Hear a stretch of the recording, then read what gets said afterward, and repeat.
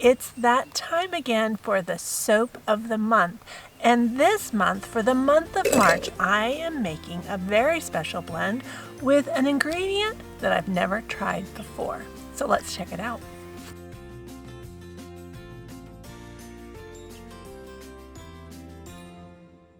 Hey friends, it's Barbara Sue from Kowalski Mountain and welcome back to our channel. Now, part of the goals I have for the Soap of the Month Club is to experiment and to try things that I've never tried before.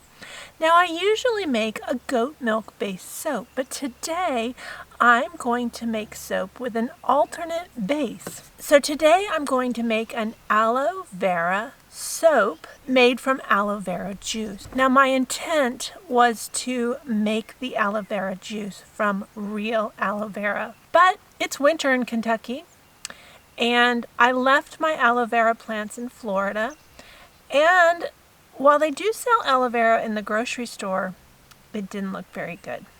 And so it was going to be kind of an expensive ingredient, and I didn't feel like the quality was going to be there. So I went for the next best thing and I purchased ready-made aloe vera juice. Now I'm going to put the rest of this in the freezer, so if I ever want to make it again, I still have some and I can try it again. Now, for the month of March, I wanted to make a spearmint soap, and it's really kind of funny how things work out. I had intended right up until yesterday to make 100% spearmint essential oil soap.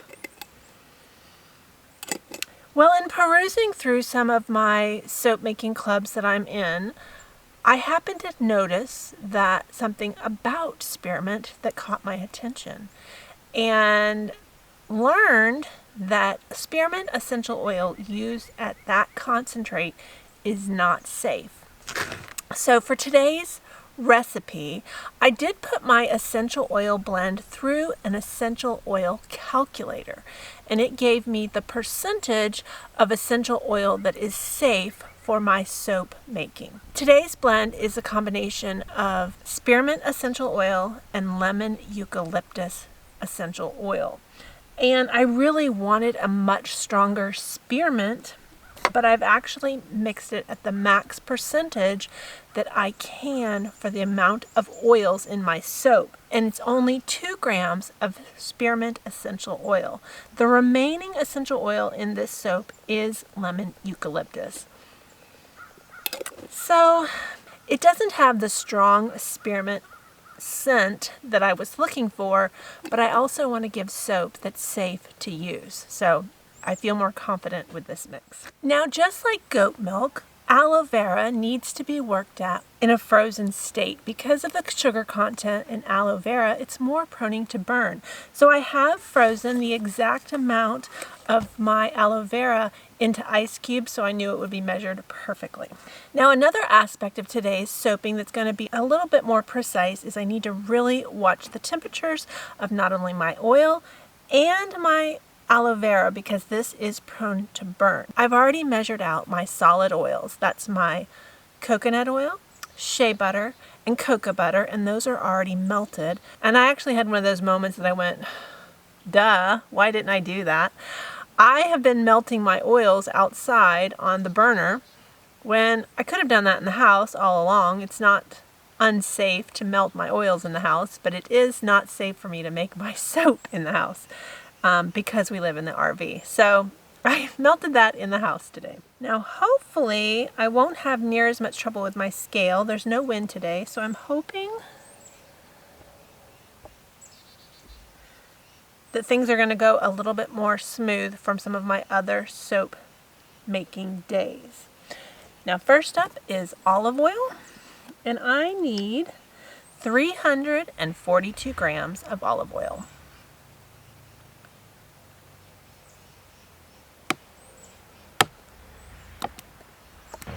Now, I'm going to measure that, and I'm going to add that to my melted oils.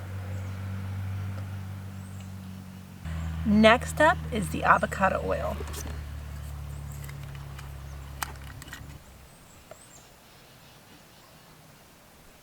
I went a little over.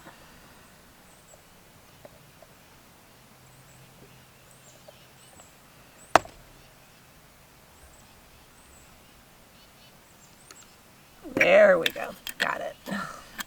And I'm going to add that to my melted butters. Last but not least is my castor oil. And I hope there's enough here. A little bit left, but not much. All right, and that's going to go into my melted butters. And let's do a temperature check.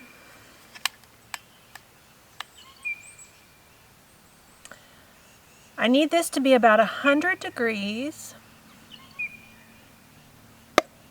by like 104. And this is going down kind of quickly, so I'm going to stick this in the hot water to hopefully stabilize that temperature. It is a cool day here in Kentucky. It's around 50 some degrees. Some of the things that I normally do to keep my soap batters cool, I have to kind of balance out with the weather as well. Now, since it is the month of March, I wanted to do a green colored soap, and I'm going to be doing that with a green kaolin clay. Now we're going to mix this at just 2 teaspoons of kaolin clay based on the amount of oils I have. Now this is going to be a pretty muted soap. I don't expect it to have a really brilliant color, but more of a green tint to it. I'm going to give that a stir. So this is almost kind of a green sage color. Of course, we're going to mix it at a much greater volume of soap. Now I'm going to put that aside and I'm going to cover it up in hopes that there's no bees out today. All right, so now we are to the point in soap making where it's time for our safety gear. So if you've never made cold processed soap, oh, I don't like these gloves. To make cold processed soap, we are going to be using sodium hydroxide, which is also known as lye. And lye is a dangerous chemical. Now, I was kind of intimidated, actually I was a lot intimidated to make soap because of the lye. Now, I highly encourage that you watch some soap making videos and learn as much about lye safety as you possibly can before you start making soap. While it is a dangerous chemical, as long as we follow the precautions, soap making is safe and enjoyable. So today I have on my gloves, I have on my goggles, I have on long sleeve shirt, which I would wear even in the summer, long pants and shoes. So if I spill any of my soap making materials, I won't have any of my skin exposed. It's going too fast. Okay, so let's get this lye going because that is dropping way too fast. So today I need 122 grams of lye.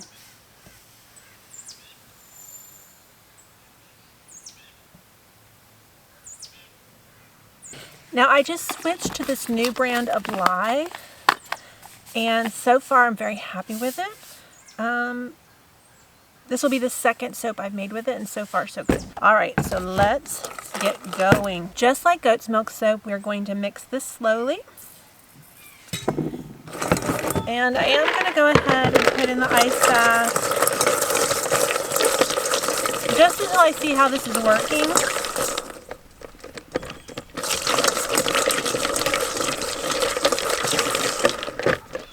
Now, having always made goat's milk soap, it's much different because I can see the lye in the bowl, which makes making sure that it's blended so much easier. I'm going to check the temperature on this. We're low. We're pretty low, so let's put that, take that out. I want it to be around 100 degrees.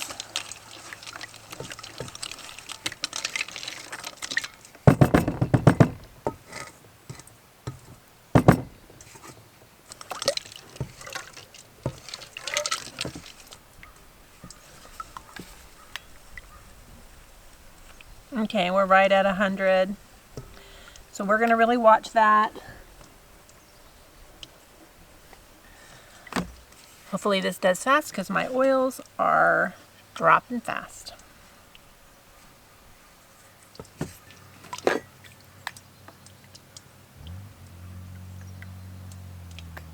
Okay, so my lye is at about 101.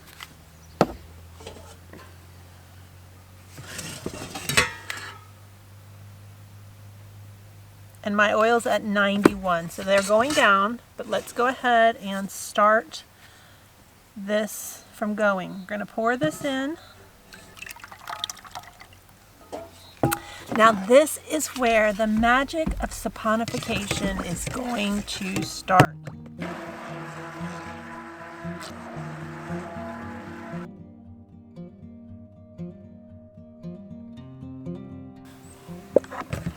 Now we're going to take this to about a medium trace.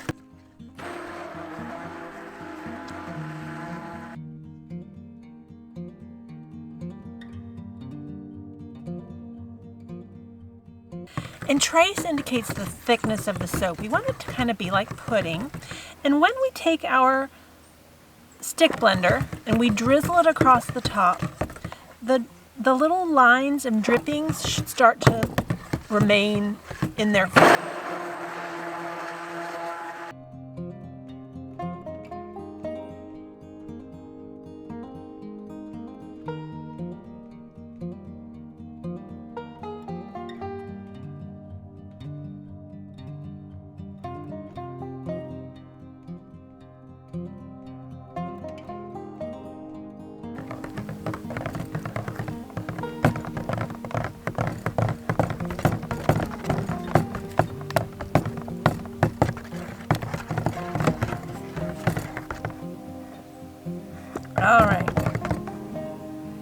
All right, I'm happy with it right now. I didn't mean to put bubbles in that.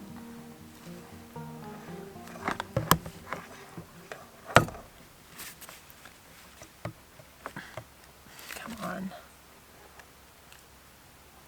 There we go. All right. Now we're ready to add our essential oils and our clay. And I learned from last time, you need to be sure to stir this up. Now some soap makers run this through a colander as well to get out any of the clumps. I'm going to consider that part of the art of the soap making. All right.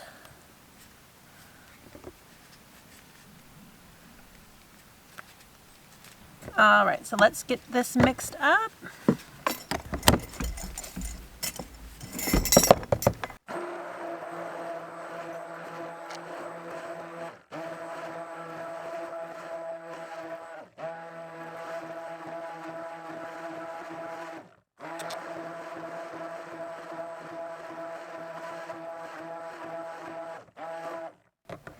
Now you can see that's a really muted color. Now another thing we're going to do today is we're going to force our soap to go through gel phase. And that means we're going to force it to heat up through the saponification process. And hopefully it's going to give us some vividness to this color. Oh, and we are thickening too fast. Let's get this in the mold.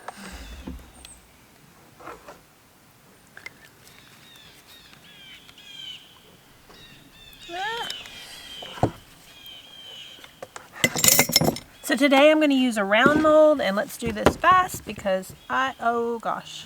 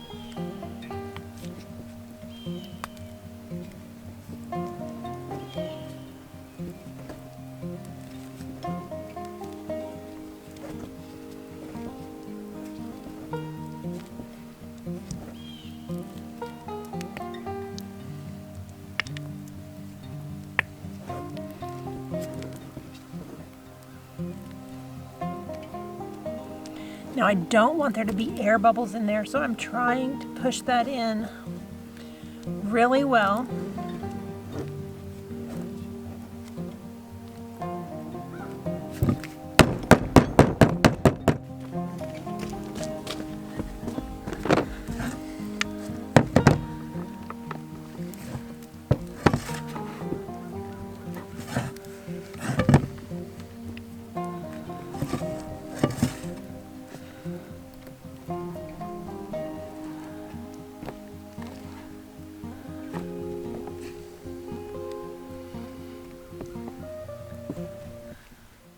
Now, essential oils can accelerate trace. And that's what I really think happened here. And I was talking, and all of a sudden I looked down and it was thick. And I really wanted that to be more pourable. We may encounter some pockets in the soap. Hopefully not. Hopefully I could get it in there solid enough. We'll find out in another day. Now today I'm going to wrap this in a towel and accelerate gel phase, and hopefully that's going to give us a vibrant green color for the month of March. So we'll come back when it's ready.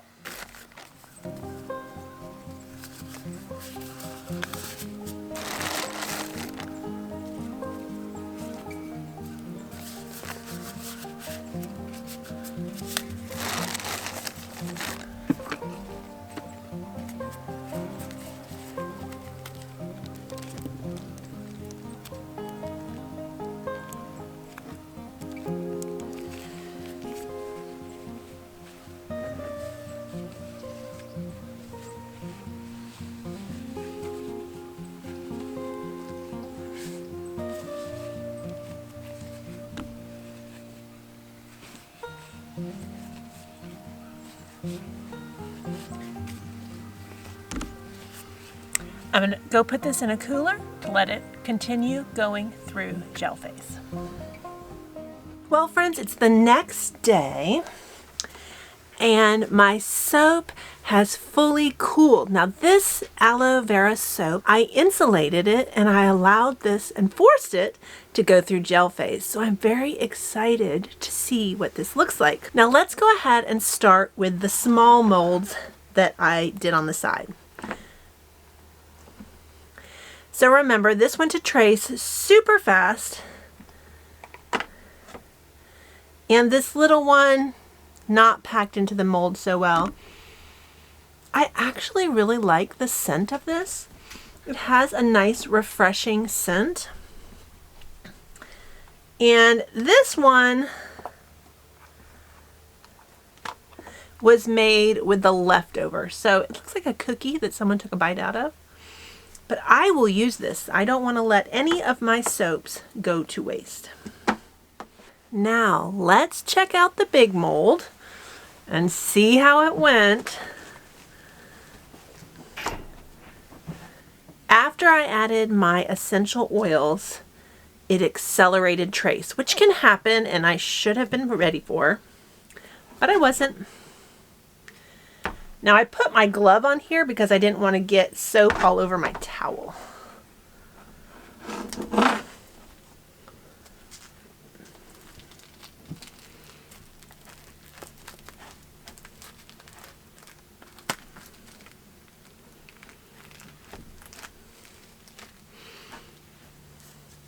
So let's see how this did.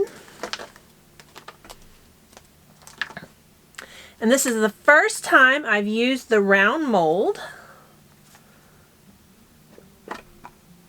Oh man. I can already see I've got air pockets, which is really not surprising as quickly as it went to trace.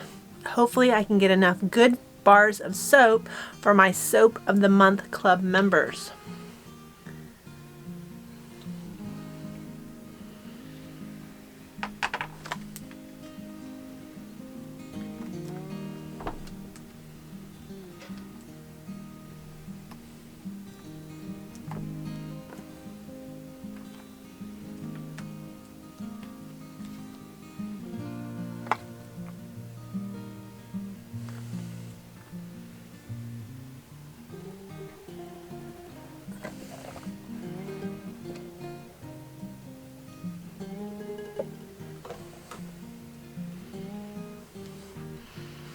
Now, I actually like the green color. I think it's a pretty color for the month of March.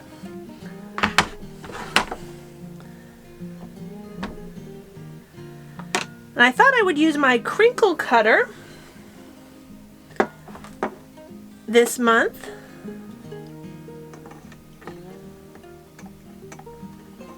Now I'm just going to shave off the end.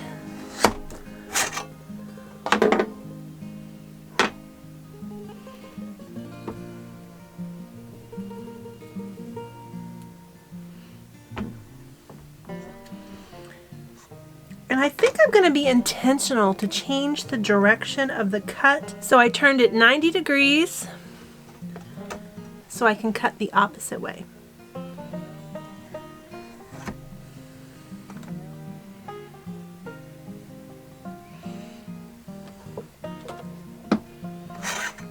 So I'm going to turn.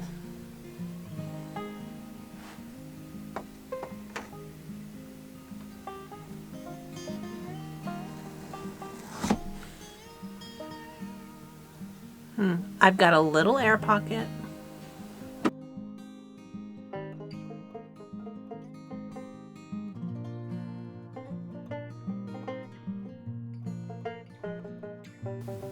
Oh, here's a big one. We're down near the bottom now.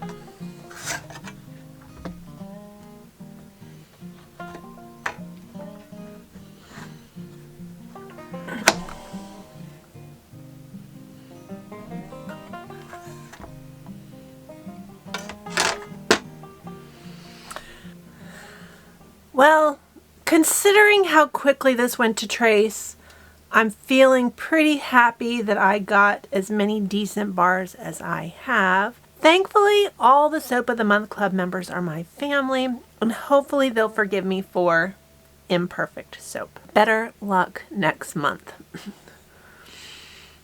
I do really like the scent. The spearmint is stronger than I expected, so that is super exciting that it has the spearmint scent that I wanted it to be so badly. Hopefully it'll last through curing. Well, friends, I hope you've enjoyed this month of the Soap of the Month Club and the aloe vera soap that I made for the very first time. I am learning so much about soap making and I enjoy it so much. Now, if you haven't already subscribed to the Kowalski Mountain family, hit that button. I have plans for the entire year. Every soap in the Soap of the Month Club has been chosen especially to represent the season and the month that it was gifted in. And I have a lot of exciting soap blends to try in the future. So be sure to hit that notification bell so you don't miss a single episode. Well, friends, thanks so much for watching, especially to the very end. We appreciate you being a part of the Kowalski Mountain family. We'll see you next time.